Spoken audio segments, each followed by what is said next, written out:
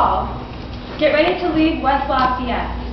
As we tell the story of Purim, which did not happen here, but it took place in Shushan so long, long ago.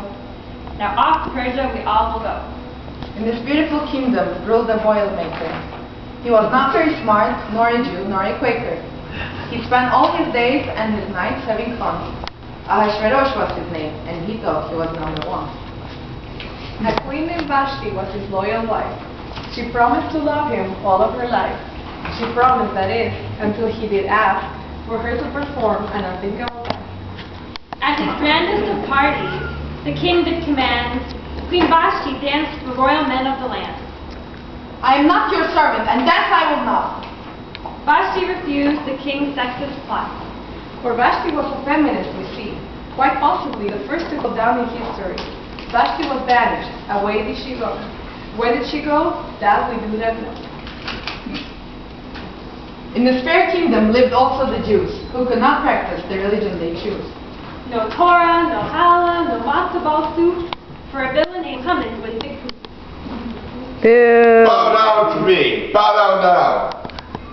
Cruel Haman would say, For I am an important man of the day. I am the king's right-hand man. I rule all that I see. If you do not bow down now, you will cease to be.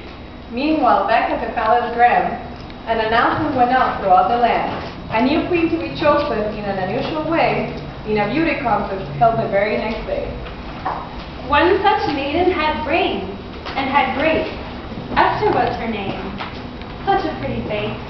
A Jewess of humble origins and needs, with the kind of bod that would make a heart bleed. Encouraged by her uncle Mordecai, I beg you, dear Esther, this you must try. With your brains and your beauty, you he would choose. Go, comb your hair, wear nice shoes. Besides that, my dear, with your grace and your charm, you'll blow them all away, and you'll be on King Ahasuerus' arm. Unsure of herself, but willing to go, because she loved her Morty so, she entered the contest, but said, Uncle dear, promise me that you'll always stay near. Morty did promise, and promise he did. You betcha. I'll always be here, kid. The contest was held, they came one and all, and Esther, of course, was the queen of the ball. Chosen for her beauty in a contest quite shallow, Esther learned to love this man who was as clever as a marshmallow. So now back to Haman, that cruel, crusty fellow. At the top of his lungs, he continued bellowing. Bow down now, I command, or great harm will come to you in this land. Mordecai, of course, refused to obey. I vow only to God to my last dying day. Haman's face turned red with anger and hate. I'll get you, my pretty, even takes the last breath I take. Mordecai turned his back, and the Jews they did follow. As for Haman, well, his pride he had to swallow. That Jew Mordecai has ruined my heinous plot. Because of this affront, I will have to draw lots. The straw I pick, the one that comes nigh, is the day the Jews of Persia shall die.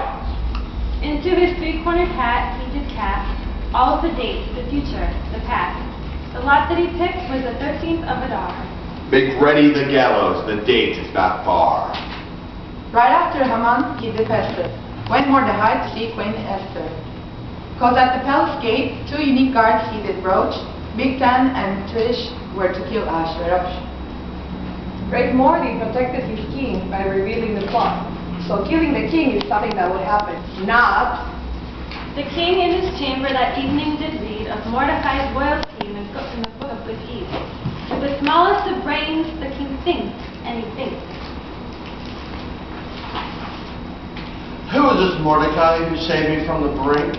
Who is this man who foiled the guard's plan? I must reward him, send for him man. A question to Haman, Ahasuerus did pose.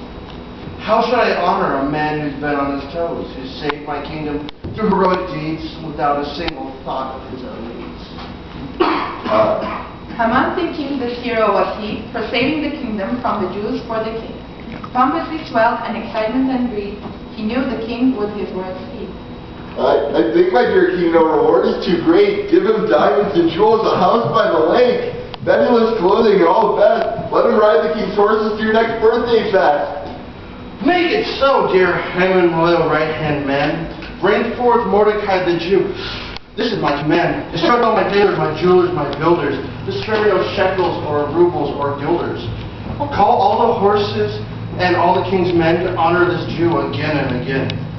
Seizing the moment, the opportunity here, Mordecai to Esther did appear. Using his wit and so clever brain, Morty made history.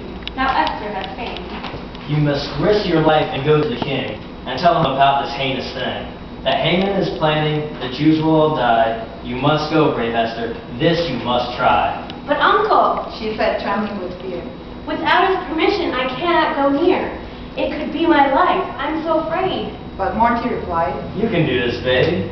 Use your brains and your charm and your prettiest skirt and your shinabunum. What could that hurt? At a party given that very same night, Esther walked into the banquet, trembling with fright. Although shocked to see her, the king was beckoned.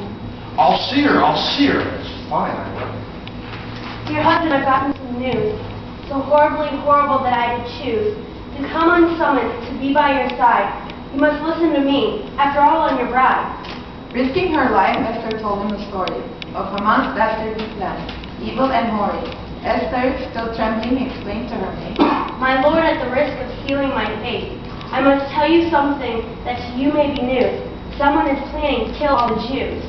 This includes Mordecai and all of his kin, and in this category you must put me in. For you see, I am Jewish, but so loyal to you. Please don't hurt my people. Please don't hurt the Jews. I fear, my dear husband, unless you want me to be far, I too will die on the 13th of Adar. He calls for his henchmen, and number 2, to question again, what should he do? Esther, dear Esther, tell Haman your fear. Don't be afraid. Tell him, dear. Okay, here goes nothing. said Esther inside. She looked straight at Haman and summoned her bride. You wicked, wicked man, how dare you pretend you are loyal to the king to the end. You who did plot to destroy all the Jews also will kill me, whom the king did choose. For I too am Jewish, you hateful old coot. Turn around! Just like that, I give you the boot.